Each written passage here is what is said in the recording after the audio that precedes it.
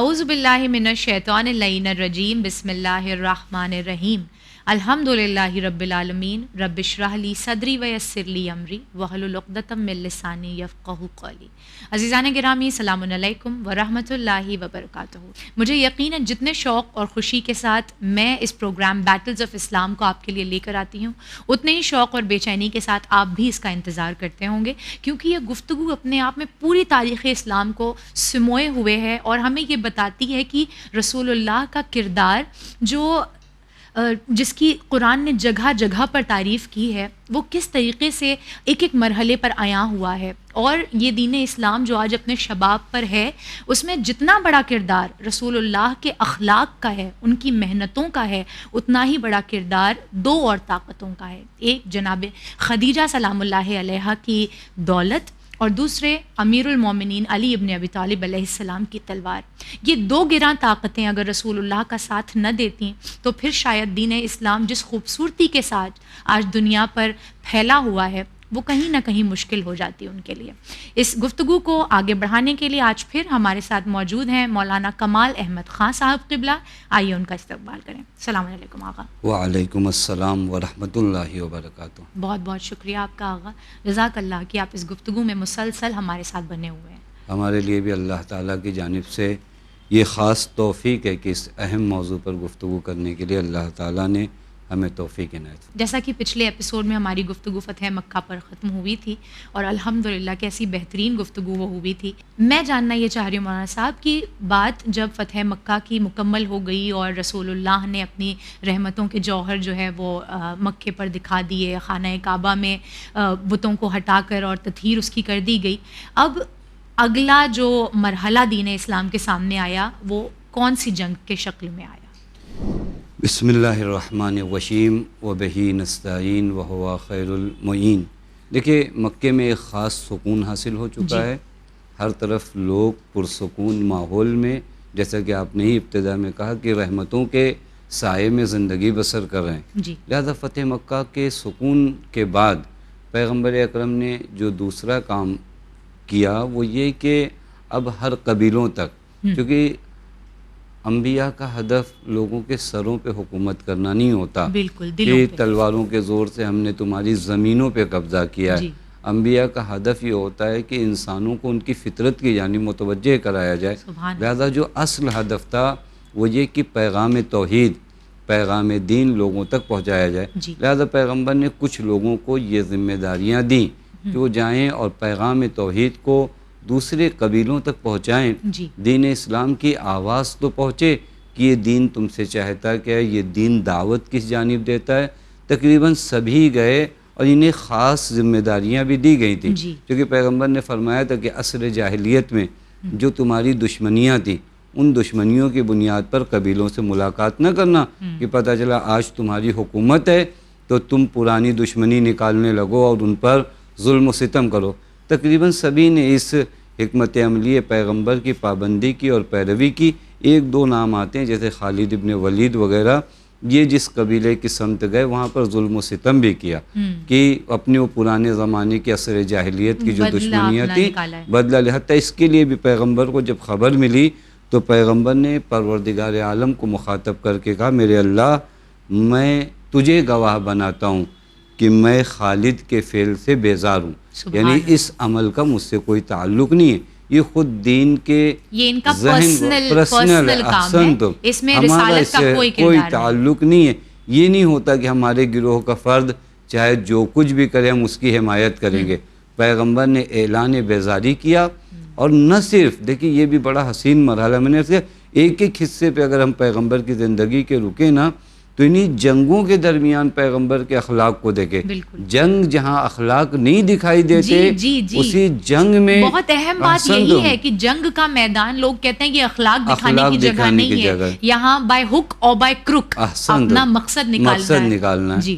یہاں پر پیغمبر نے ایک ایک مرحلوں میں اخلاق دکھایا۔ پیغمبر نے حضرت امیر کو بلایا اور اچھا خاصا سونا دیا اور چاندی دیا، یعنی اس زمانے کا مال گویا کہہ لیجئے۔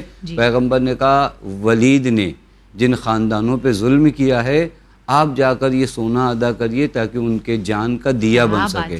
یہ کیا۔ پھر اس کے بعد اب اس کے بعد جو تاریخ کہتی ہے کہ پیغمبر نے مکے میں یعنی اس ماحول کے بعد پیغمبر نے 10 دن، بے روایت 15 دن، بعض روایت میں 17 دن 18 دن، جی لیکن جتنے دن پیغمبر رہے ہیں نماز قصر پڑھی ہے، یعنی پیغمبر نے یہاں پر پھر قیام کرنے کا ارادہ نہیں کیا، اچھا، کیونکہ ایک مسئلہ بھی ہے، جی شاید اسی ہم ناظرین کی خدمت میں پیش کرنے کہ اگر کہیں آپ 10 دن قیام نہیں کرتے جی تو وہاں پر آپ کی نماز قصر ہوتی ہے، جی اور اگر آپ تردید میں رہتے یعنی 9 دن رہے پھر اس کے بعد آپ کو لگا کہ 2 دن اور رکنا ہے تو پچھلا حساب نہیں ہوتا ہے، اچھا، ہاں پھر اسی طرح 30 دنوں تک وہ چلتا ہے، وہ بڑھتا رہتا ہے۔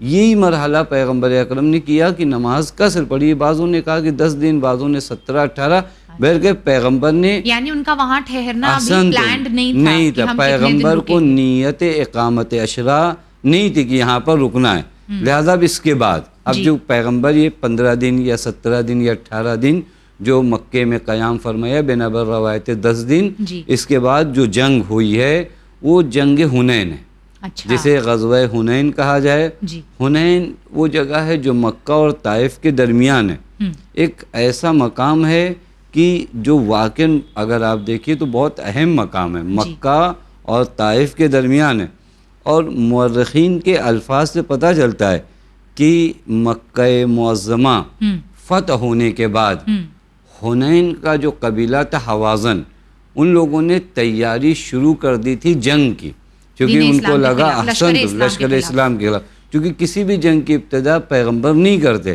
اب انہیں جب لگا کہ یہ یہاں تک آ گئے ہیں تو اب کل کے دن ہمارے بھی لیے مشکل ساز ہوں گے، لہذا حوازن میں باقاعدہ پیغمبر اکرم اور اسلام سے جنگ کرنے کی تیاریاں چل رہی تھیں، احسن تم کہ ہم جنگ کریں، لہذا پیغمبر عرض کیا کہ پیغمبر اگر آگے بھی بڑھتے ہیں اس وجہ سے تاکہ دشمن کم تیاری کرے، کم خون بہے، لہذا پیغمبر نے راہی ہوئے، پیغمبر حوازن کی طرف نکلنے سے پہلے بھی جو سسٹم ہوتا ہے اس سسٹم کے تحت پیغمبر نے ایک شخص کو بھیجا تاکہ وہ اطلاع صحیح لائے کہ واقعاً حوازن میں ہمارے خلاف جنگ کی سازش ہو رہی ہے، اور واقعاً پیغمبر کے خبر دینے والے نے بتایا رسول اللہ صحیح معنوں میں وہ لوگ تیاری کریں۔ اب یہاں پر بہت اہم درس اور پیغام ہے جنگ حنین میں، آپ غور کریے، یہ لشکر فاتح مکہ ہے، مکے کے وہ متکبرین اور تکبر کرنے والوں کو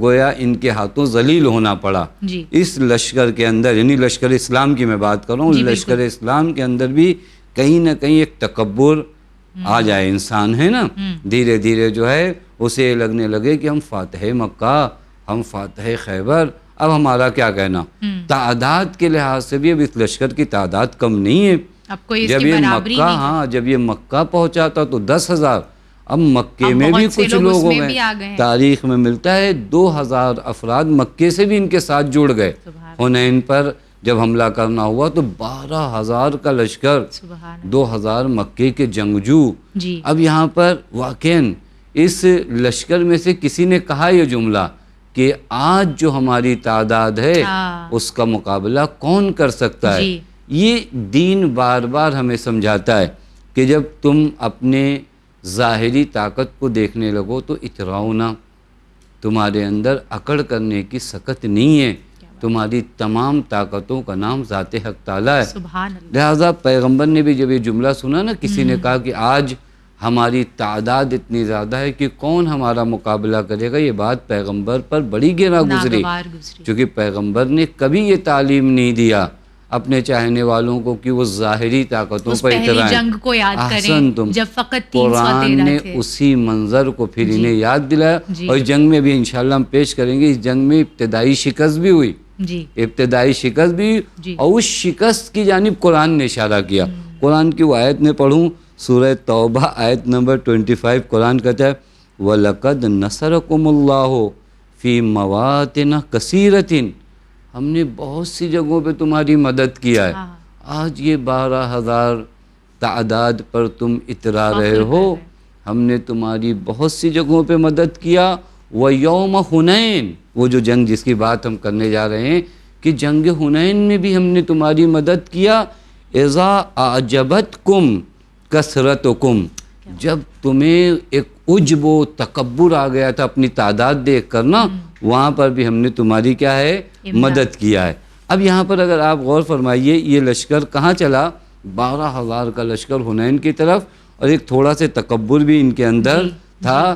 پیغمبر نے ان کی اصلاح فرمائی کہ نہیں، یہ تکبر کی جگہ نہیں ہے۔ بہرکیف یہ میں جلدی عرض کروں کہ لوگ حنین پہنچے، وہاں پر پہلے سے حنین والوں نے تیاری شروع کی تھی، لہٰذا وہ جو وادی ہوتی ہے پہاڑیوں کی، ان پہاڑیوں میں جو 2 پہاڑوں کے بیچ کے راستے ہوتے ہیں وہ بہت خطرناک ہوتے ہیں۔ اگر پہلے سے کسی نے وہاں کمین لگا لیا ہے اور بیٹھے ہیں چھپ کر کہ آپ کے اوپر سے پتھر بھی گرا سکتے ہیں، تیروں کی بارش بھی کر سکتے ہیں، تو واقعاً وہ خطرناک مرحلہ ہے۔ میں اس منظر کو جناب جابر ابن عبداللہ انصاری کی زبان سے نقل کروں، کیوں کہتے ہیں کہ جب ہم لوگ چلتے چلتے وادی حنین میں پہنچے، وادی یعنی وہی 2 پہاڑوں کے درمیان کا راستہ، احسنت، ویلی میں، وہاں بہت طولانی نشیب تھے، اس کے درمیان سے جب ہم لوگ پہنچے تو ناگہانی ہم پر تیروں کی بارش ہونے لگی، اچانک تیروں کی بارش ہوئی، تلوار بازوں نے ہم پر تلوار کا حملہ کیا۔ یہ لشکر چلا تھا عجب و تکبر کے ساتھ۔ اب اس لشکر پر جو ناگہانی حملہ ہوا، یہاں پہ بہت درس ہے۔ بعض روایات کہتی ہیں کہ یہ لشکر بھاگ کھڑا ہوا دوبارہ، یہ دین مبین یعنی اسلام، ابھی پھٹکار سے صدرا نہیں تھا، ابھی پھٹکار سے 12,000 کا لشکر یہ بھاگنے لگا، حتیٰ پیغمبر کی سواری کے پاس فقط 9 افراد بچے۔ اللہ اکبر، 12,000 میں سے 10 بھی نہیں بچے۔ احسن، تم تاریخ کہتی 9 افراد، اور جن سب کا تعلق بنی ہاشم سے تھا، جو پیغمبر کی سواری کے پاس تھے۔ پھر اس کے بعد پیغمبر رکاب میں پیر ڈال کر کھڑے ہوئے، چونکہ جب آپ گھوڑے کے رکاب میں تھوڑا بلندی پہ آئیں گے، پیغمبر نے رکاب فرس میں پیر ڈال کے کھڑے ہوئے اور فرمایا کہاں تم لوگ چھوڑے بھاگے جا رہے ہو؟ اور پھر اس کے بعد پیغمبر اکرم نے جناب عباس ابن عبد المطلب، چونکہ بعضوں کی آواز تھوڑا سے اونچی ہوتی ہے، ان سے حکم دیا، حسن تم ان کی آواز دور تک پہنچ جائے، لہذا انہیں حکم دیا آپ نے کہ آپ بلاؤ، آپ چلاؤ، آپ بتاؤ کہ میں ہوں، موجود ہوں، کہاں جا رہے ہو؟ لہذا جناب عباس کی آواز، پیغمبر کو اس طرح دیکھ کر کچھ لوگوں کی غیرتیں جاگیں، وہ دوبارہ آئے، اور دوبارہ آنے کا حتیٰ میں ایک خاتون کا بھی ذکر کروں کہ بعض خواتین بعض مردوں سے کہیں آگے ایمان پر قربانی دینے کے لیے تیار تھیں۔ ایک خاتون ہیں جن کا نام غالباً ام سلیم ہے، یہ اپنے شوہر کے ساتھ ابو طلحہ کے ساتھ اس جنگ میں تھیں، یعنی وہ خاتون تھیں۔ اب جب انہوں نے لشکر اسلام کو بھاگتا ہوا دیکھا نا، تو وہ اپنے شوہر کی سواری کو پکڑے ہوئے تھیں، تو پیغمبر وہاں سے گزرے، پیغمبر نے کہا ام سلیم تم یہاں؟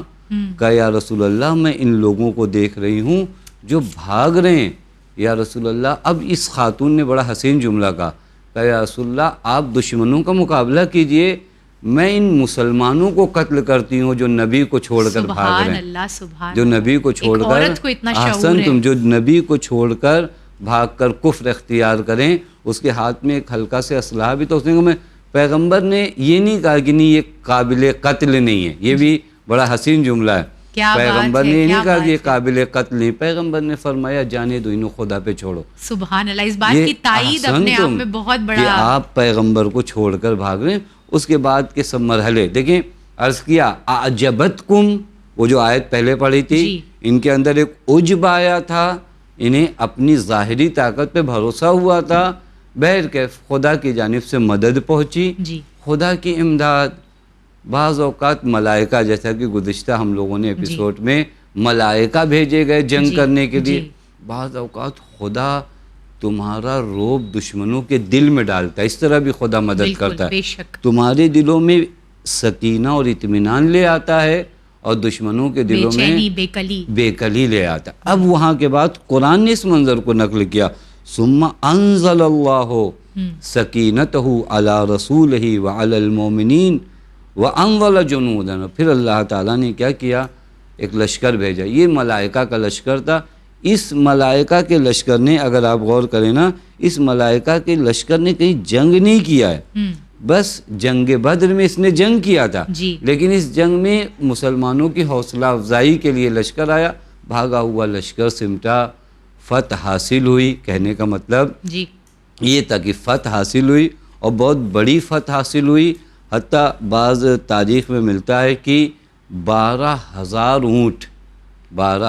اونٹ مال غنیمت کے طور پہ مسلمانوں کو حاصل ہوئے، اور اس کے علاوہ بہت سے نقد جو سکوں کی شکل میں سونے اور چاندی تھے. یعنی وہ ہاری ہوئی جنگ جو ہے نصرت خدا سے جو ہے فتح میں تبدیل ہوئی. یہ بھی ایک بڑا درس تھا ان لوگوں کے لیے کہ کن صحابہ کا کردار جو ہے وہ آگے رہا جنہوں نے فتح عرض کیا دلانے کہ میں، یہ فتح دلانے میں یہی وہ اصحاب بنی ہاشم نے پیغمبر کی جان کو بچایا. بعض صحابہ نے اپنی قربانیوں کو ادا کیا. اصل مدد اللہ تعالیٰ کی جانب سے، جیسا کہ ہر جنگ میں یہی بھاگی ہوئی فوج جو تھوڑا سے بھاگی تھی. بلکہ میں یہ کہوں کہ یہاں پر خیانت کس نے کیا تھا جہاں سے یہ ماحول بنا بھاگنے کا؟ یہ بھی ایک سوال ہوتا ہے نا کہ کوئی ایک بھاگے گا تو ماحول بنے گا.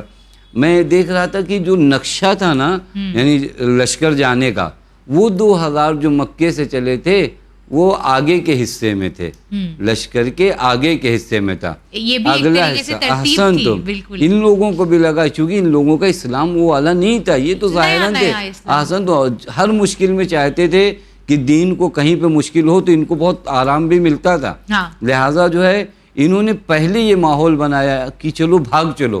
اب جب لشکر بھاگتا ہے تو بہت لوگ تو افواہوں پہ جیتے ہیں نا، اب وہ افواہوں پہ بھاگنے، تو یہ 2,000 کا جو لشکر آگے تھا اس کی خیانتیں بہت زیادہ اہم تھی. لہٰذا انہوں نے بھاگنا شروع کیا اور لوگوں نے پھر پیغمبر کی دوبارہ جو ہے تبلیغ کام آئی. پیغمبر کا چہرہ لوگوں نے دیکھا، جناب عباس ابن عبد المطلب کی آواز جو پیغمبر کا پیغام پہنچا رہی تھی، دوبارہ وہ مجمع سمٹا اور پھر اس کے بعد اس جنگ میں فتح حاصل ہوئی. اس کے فوراً بعد ایک چھوٹی سی جنگ اور ہوئی ہے، جنگ اوتاس و طائف. یہ جنگ بھی اوتاس و طائف کے قبیلوں سے ہوئی ہے.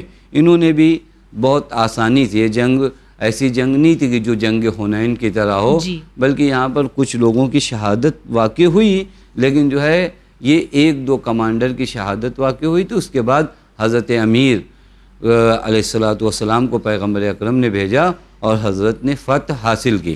یہاں میں جو ایک اہم چیز عرض کرنا چاہ رہا تھا کہ جنگ حنین میں چونکہ مال غنیمت زیادہ حاصل ہوا تھا، یہاں پر پیغمبر اکرم نے جو تقسیم غنائم، غنیمت، مال غنیمت تقسیم کیا ہے، وہ یہ جو تازہ مسلمان ہیں نا ان کو زیادہ دیا. ابھی دیکھیں مسلمانوں کی تربیت بھی بہت ضروری ہے کہ رسول اکرم کی نسبت تم کیا سوچتے ہو، تم رسول اکرم کو اپنی طرح سمجھتے ہو. تو یہاں پر بھی ایک درس ہے. جب پیغمبر اکرم نے مال غنیمت تقسیم کرنا شروع کیا تو یہ تازہ مسلمان افراد کو زیادہ دیا پیغمبر نے زیادہ دیا. ان میں سے بعض انصار، وہ جو مدینے کے رہنے والے تھے نا، انہوں نے کہا ٹھیک ہے آپ نے اپنے رشتہ داروں کو پا لیا، ہمیں بھول گئے، ہم نے آپ کو اس وقت ساتھ دیا جو کہا جاتا ہے عام حالات میں. چھوٹی سی غلط فہمی، جو ایک بہت مشہور کہاوت ہے کہ چھوٹی چھوٹی غلط فہمیوں میں دلوں کے اندر کی باتیں باہر کہ آپ ہمیں بھول گئے، برے وقت میں ہم آپ کے کام آئے، آج جب آپ کے اپنے ملے تو انہیں اتنا. اب یہ نہیں سمجھ رہے ہیں کہ آپ اسلام لائے ہو، نبی اکرم کو معصوم مانتے ہو.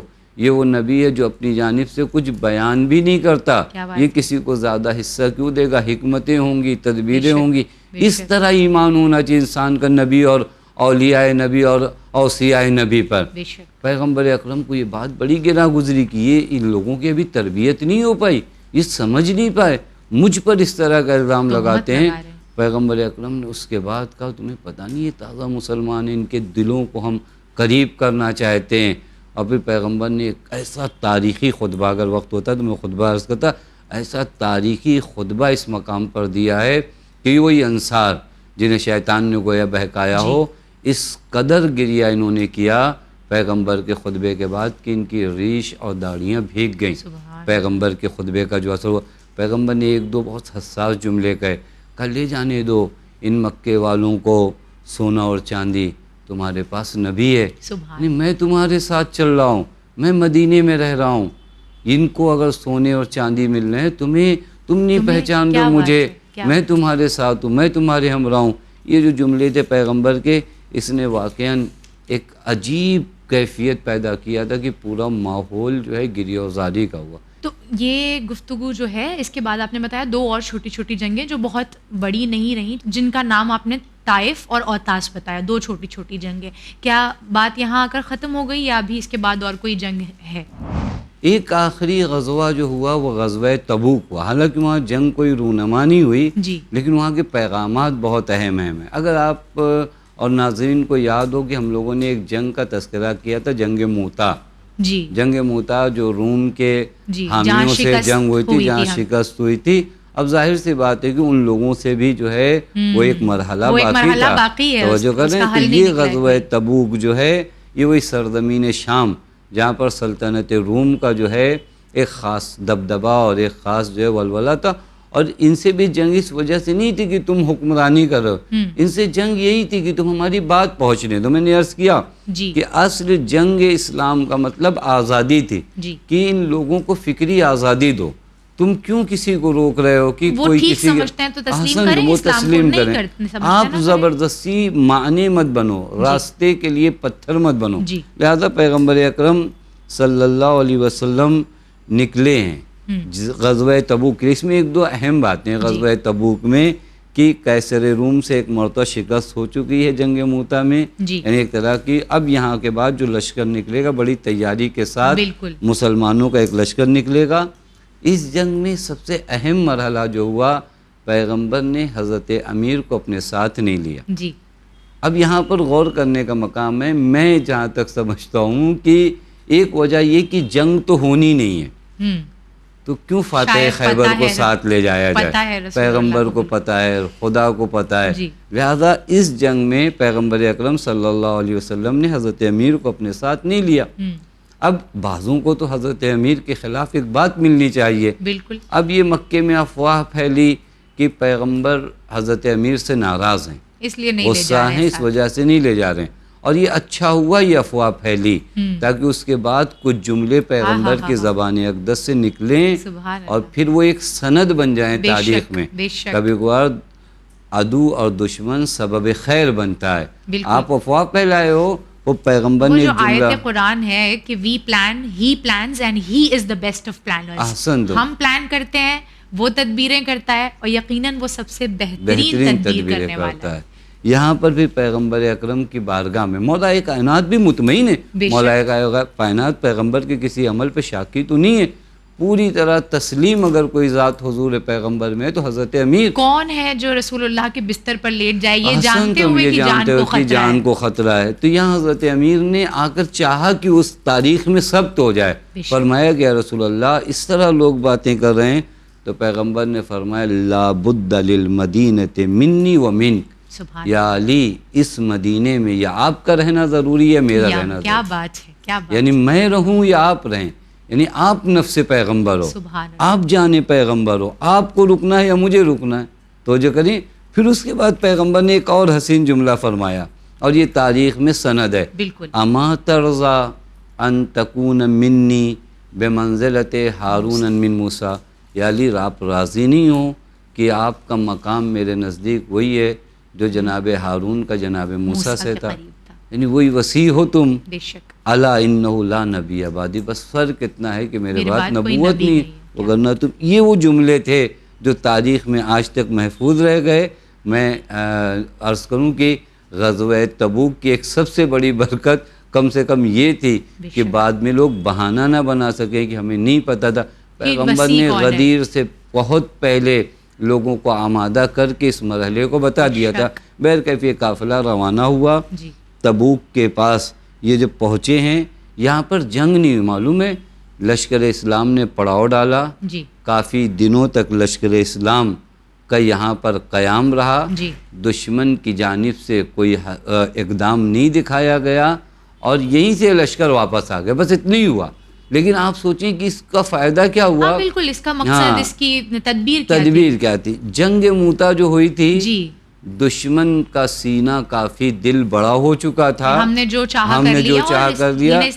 یہاں تک احسن تم دین اسلام کے لشکر کو آنا تھا، بتانا تھا کہ اب جب ہم آئے ہیں ہم یہیں پر ہیں اور اس سے پہلے بھی ہمارا تلوار چلانے کا ارادہ نہیں تھا، اپنی بات پہنچانے کا ارادہ تھا. آج ہم اپنی بات پہنچا رہے ہیں اور تم اتنی ہمت نہیں کہ تم ہم پر حملہ آور ہو سکو، تم ہم پر کیا کر سکو، حملہ کر سکو، بس اتنا ہی ہوا.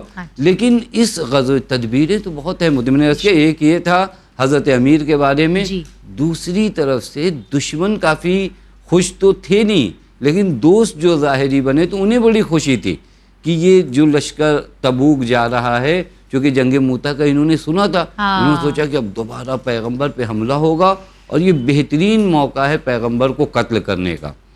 دشمن قتل کر احسن منافقین اسلام کا چولا پہنے تھے، ان کی بھی چہرے سے نقاب اتارنی تھی، لہذا یہ جنگ پوری ہوئی بھی نہیں لیکن بہت سے لوگوں کے چہروں سے نقاب اترا ہے. پہلی کوشش تو ان کو یہی تھی کہ اسی جنگ میں پیغمبر شہید ہو جائیں گے، کیونکہ موتا کی جنگ جو ہوئی تھی وہاں معلوم تھا کیا ہوا ہے. آج اس خطرناک جنگ میں یہ جا رہے ہیں، بچ کے نہیں آئیں گے، اور حضرت علی کو بھی نہیں لے کے حضرت علی کو بھی نہیں لے جا رہے ہیں، لہذا یہ پوری طرح خوش تھے. اور ان کی خوشی کا اظہار ہمیشہ ہوتا تھا، جب بھی دین پہ کوئی مصیبت ہوتی تھی یہ لوگ آپس میں ایک محفل سجا کر خوشی کا اظہار کرتے تھے. تاریخ میں اس طرح کے واقعات نقل ہیں. بہرکیف رسول خدا لوٹے. اب یہاں پر رسول خدا کی جان لینے کا منصوبہ بنایا گیا، چونکہ پہاڑیاں تھی. اب یہ دشمن کا خطرہ نہیں ہے، یہ اسی لشکر کی جانب سے خطرہ ہے جو نبی کے ساتھ گیا تھا. واپسی میں باقاعدہ دو راستے ہوتے ہیں، میں جلدی عرض کروں. دو راستے تھے. ایک راستہ میدانی راستہ تھا، چونکہ لشکر کو آپ باریک راستے سے نہیں لے جا سکتے جو پہاڑیوں کا راستہ ہوگا. پہاڑیوں کا راستہ تھوڑا شارٹ ہوتا ہے، آسانی سے آپ پہنچ جائے. ایک راستہ میدان کا راستہ تھا، نہیں جہاں سے لشکر گزر سکتا ہے. لہذا پیغمبر نے لشکر والوں کو حکم دیا کہ تم وہ راستے سے آؤ اور میں اس راستے سے جا رہا ہوں 3 آدمی کے ساتھ. وہ پیغمبر نے جناب عمار کو اور جناب حذیفہ یمانی کو اپنے ساتھ لیا اور پیغمبر نے اعلان فرمایا کہ اور کسی کو آنے کا حق حاصل نہیں. دیکھیں پیغمبر کی تدبیر، وہ راستہ پورے لشکر کو اس راستے سے جانا، لیکن یہاں تو پیغمبر کی جان لینی تھی لوگوں کو. لہذا کچھ لوگ چہرہ چھپا کر پیغمبر کے اس چھوٹے سے قافلے کے پیچھے آئے. ان کے گھوڑے کی ٹاپوں کی آواز پیغمبر کو آئی اور پیغمبر نے بھی بڑا سسٹم بنایا تھا. جناب عمار سے کہا تھا تم مہار پکڑو، جناب حذیفہ سے کہا تھا مہار پکڑو، جناب عمار سے کہا تھا بھی. لیکن جب یہ ٹاپوں کی آواز آئی تو جناب حذیفہ کو پیغمبر نے حکم دیا جو دیکھو کون لوگ ہیں جو آ رہے ہیں. یہ لوگ اسی مقصد کے تحت آ رہے تھے کہ پیغمبر کو اس اونچائی سے گرا دیا جائے، ناکے کو بھڑکا دیا جائے، سواری کو بھڑکا دیا جائے تاکہ وہ سواری سرکش ہو جائے اسی کسی طرح پیغمبر. لیکن جناب حذیفہ یمانی کوئی خاص قسم کی ایک چھڑی ہوتی ہے، وہ پیغمبر نے حوالے کیا تھا. یہ پہنچے ہیں اور ان کو دور کیا. پھر جب یہ پیغمبر کی خدمت میں آئے تو پیغمبر نے کہا تم نے پہچانا کون لوگ تھے؟ کہا یا رسول اللہ انہوں نے اپنے چہرے پہ نقاب ڈالی تھی لیکن ان کی سواریوں کو میں پہچانتا ہوں، ان کی سواریوں کو میں پہچانتا ہوں. واقعاً قربان ہو جائیں اس نبی کی رحمت پر. پیغمبر نے فرمایا ان کے نام ظاہر مت کرنا، ان کے نام ظاہر مت کرنا، کیونکہ اگر اب اس کے بعد، کیونکہ جناب حذیفہ نے کہا رسول اللہ اس سے بڑا جرم کیا ہوگا کہ آپ کو قتل کرنے آ رہے ہیں. پیغمبر نے فرمایا اگر آج میں نے ان کو سزا دی، یعنی یہ سزا کے مستحق ہیں، ایسا نہیں کہ سزا کے مستحق نہیں، آج اگر میں نے ان کو سزا دی تو لوگ کہیں گے کہ اب محمد اپنے اصحاب کو قتل کرنا شروع کر دے رہے ہیں. لہذا پیغمبر نے وہ رحمت کا مظاہرہ کیا اور یہ بار بار پیغمبر کی جانب سے مواقع دیے جاتے تھے. جس طرح خدا توبے کے دروازے کھلے رکھتا ہے، پیغمبر بھی وہی باب التوبہ ہیں جو ایک اس طرح کے لوگوں کے لیے بھی ایک دروازہ کھلا رکھتے ہیں. ہم بعض دفعہ یہ سوچتے ہیں کہ اہل بیت علیہم السلام کی مظلومیت تھی، مگر مظلومیت رسول اللہ کی بھی اتنی ہی بڑی ہے یہاں پر کہ وہ اپنی نظروں سے دیکھ رہے ہیں ان منافقین کو جو آپ کے بعد کیا کیا تشدد کریں گے، لیکن آپ بظاہر ان کا کچھ بگاڑ نہیں سکتے. یہ رسول اللہ کی جو کیفیت تھی وہ فقط وہی سمجھ سکتے ہیں یا ان کا اللہ سمجھ سکتا ہے. آج کی گفتگو یہیں ختم کرتے ہیں مولانا صاحب، انشاءاللہ آگے اگلے ایپیسوڈ میں آپ سے گفتگو ہوگی. آج کے لیے آپ کا بہت بہت شکریہ. عزیزان محترم، یہ ہماری گفتگو فتح مکہ کے بعد جنگ حنین اور جنگ تبوک کے اعتبار سے ہوئی، جہاں ہم نے یہ جانا کہ رسول اللہ کا کوئی بھی عمل بغیر تدبیر کے نہیں ہوتا اور اس میں کوئی نہ کوئی مصلحتیں پوشیدہ ضرور ہوتی ہیں. جہاں جنگ تبوک میں کوئی جنگ بظاہر نہیں ہوئی مگر یقیناً یہ مصلحت ضرور تھی کہ ان دشمنان دین کے چہروں سے نقاب ہٹ جائے جو دین اسلام کا چولا پہن کر اپنے دلوں میں نفاق اور بغض لیے ہوئے تھے. اس گفتگو کو آج ہم یہیں ختم کرتے ہیں. دوبارہ حاضر خدمت ہوں گے چند اور ایپیسوڈز جو بیٹلز آف اسلام کے ماتحت ہمارے پاس باقی ہیں وہ لے کر. آپ کو بنے رہنا ہے چینل ون کے ساتھ. میں سید نظر فاطمہ لیتی ہوں آپ لوگوں سے وداع. فی امان اللہ.